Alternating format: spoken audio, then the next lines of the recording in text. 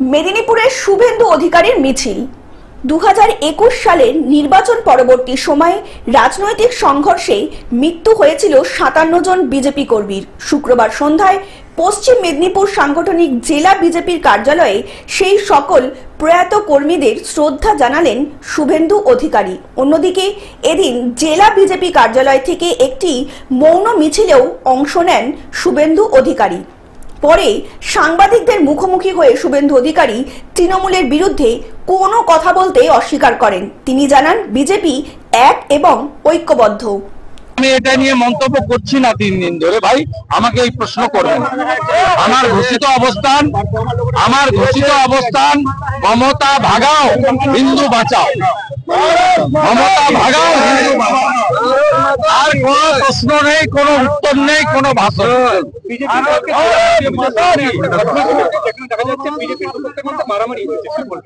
শুনুন, আজকে পার্টির পক্ষ থেকে সবাই বলে দিয়েছে যে ভারতীয় জনতা পার্টির কোন লোক এতে যুক্ত নয়, এবং আজকে ঐক্যবদ্ধ পশ্চিম মেদিনীপুর বিজেপি।